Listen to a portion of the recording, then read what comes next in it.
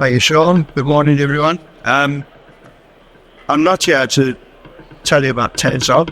I'm here to talk you through, get a sign like this. There you go.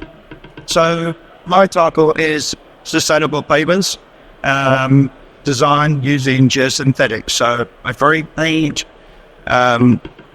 group of products, Geosynthetics, and what benefits they are for yourselves in your applications. Good. John needs to be a bit further forward. Thank you. So, based on the events and applications and where we are with our designs of roads, I think it's important to kick off with a couple of definitions. So we talk about resilience and sustainability every day in our normal day-to-day lives, but when it comes to our infrastructure, what are we looking for? So bear with me, I am reading this as it's appearing on the screen, but certainly resilience or resiliency, the ability to anticipate, prepare for, and adapt to changing conditions and withstand, respond to, and recover rapidly from disruption. So we've seen this every year now with our floods. We keep going back in and we're rebuilding our infrastructure like for like. But are we rebuilding it and building in for sustainability? There's no use rebuilding it to survive the year until the next floods come through or events change. We need to build in sustainability. And what is sustainability? We want to create and maintain conditions that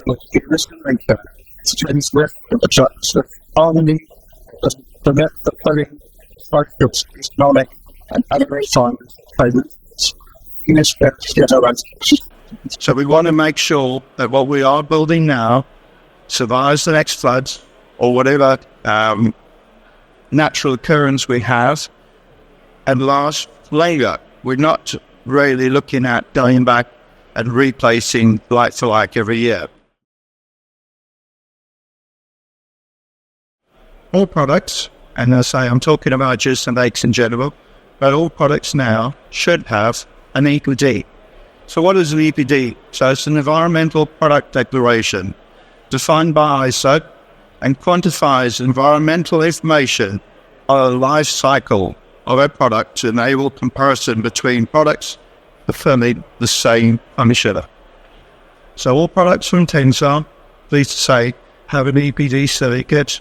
It takes into account, it allows you as the designer or asset manager user to see the carbon value that's produced to manufacture that product and how that can be then included in your infrastructure build going forward.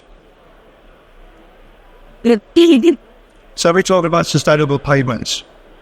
We look at social, economical, and environmental as the three main outlines when we are designing these pavements. What do we want to? We want to achieve the environmental goals as performance. Every single thing that we build needs to perform to a set requirements that we define. Good. We want to preserve and ideally restore surrounding ecosystems. We want to maintain our natural habitat. We want to use financial, human, and environmental resources wisely. We are all conscious that budgets are tight, restrained. We don't want to be overspending. We want to make sure we can maintain the infrastructure for minimal maintenance spend. We want to meet basic human needs such as health, safety, equity, employment, comfort, and happiness. We look at I always smile when I'm driving down the road and you get into a traffic jam and you see people's faces, and very seldom you see people smiling. Surely if the infrastructure was adequate, we wouldn't have these traffic jams. People would be certainly a lot happier. So type of geosynthetics, and there is a whole host. So certainly the word geo means that these are products that typically get buried, go in the ground or covered over. We have geotextiles, geogrids, geonets, geocells, geomembranes, we have clay liners, geofoam and geocomposites, all products that can and have their own use for various applications within our infrastructure. The functions. Now, the products all will fall within one or maybe more of these, but certainly stabilization, reinforcement, separation, filtration, drainage, and containment is where you typically see these products being used. Certainly when it comes to roadway construction, stabilization, reinforcement, separation, and filtration are the primary functions that the products need to meet. As I say, they can meet one or more of those functions.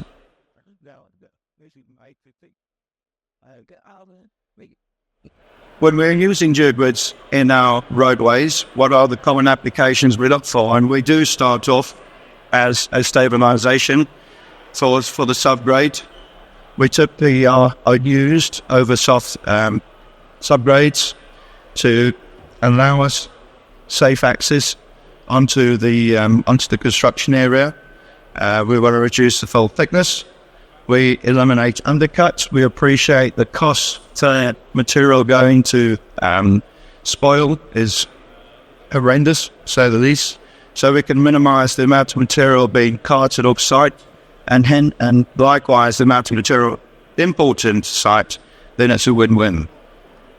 We can replace mechanical mixing, replace chemical stabilization. We are a mechanical stabilization product. We provide uniform support conditions, and we reduce maintenance for subgrade stabilization. If we are to look at the full pavement, and now we're looking at both the unbound and the bound asphalt layers, what are the benefits of the grid in these applications? So it stiffens the aggregate-based material, which improves the overall performance of the road. We can reduce aggregate and asphalt thicknesses. We can replace mechanical mixing. We can provide increased reliability, reduce maintenance, and extend roadway life. I think those bottom three are critical to local authorities to maximize budgets and have roads performing for many years to come. A very brief example of what we typically do day to day as a company. We review conventional designs that might have come in from a consulting engineer or a local authority that has their construction tables, depending on the capacity or the type of road that you're looking to build. And typically we can say, if you include a geogrid, we can extend the life of that pavement by up to 6 times, or we can reduce the thickness of all material sufficiently to provide the same level of performance. So performance is the key word here, and it's typically what are you looking for as a client? Do you want to build a road that you won't be maintaining for many years to come, but prepared to pay that little bit extra for a geogrid to go in? Are you wanting to save costs up front and build it as cheap as possible now, knowing it's going to perform the same, so your maintenance will be the same going forward? Or is there somewhere in between, like to like, where you can reduce thickness to cover the cost of the grid and get something that, say, performs 3 times better? But traffic capacity is calculated, and through the design process, we can also look at the carbon count of all these designs and show the saving that can be made through the use of mechanical stabilization. Always got to have a case study, so just to bring up one that is a number of years now, the Fire scheme just up the road, Yorkshire, Great Yorkshire Way. Design was in, budget was horrendous and obviously being stretched. Tensar was pulled in to see what could be done on capacity and savings.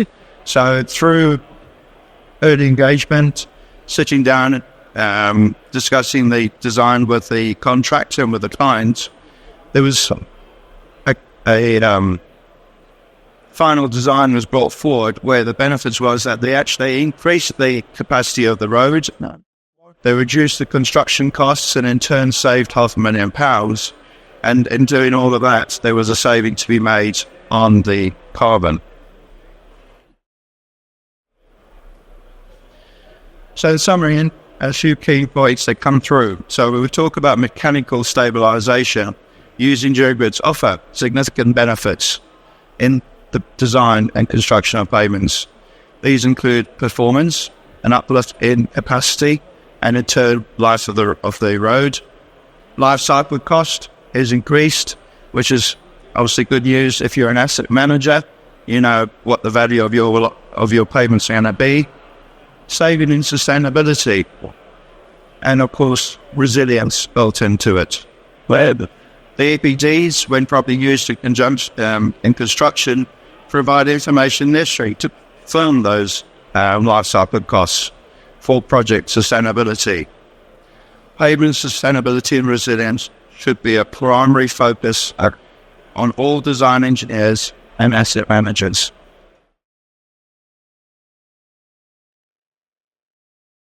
Design, as we know, is a complicating factor. Many values to take into account, both social and economic. Scope of consideration is critical to obtaining valid results. What's included, over what time frame. We see projects running over time. These all have negative financial results. As engineers, we're responsible for asking and answering the big questions, the tough questions, and doing so in a rigorous, clear-eyed, and ethical manner. Are we considering the proper scope when considering sustainability? I'll leave you with that. Thank you very much for your time. Bit of a plug, we are at stand 13. So if there's anything else you want to discuss, please come along, have a chat.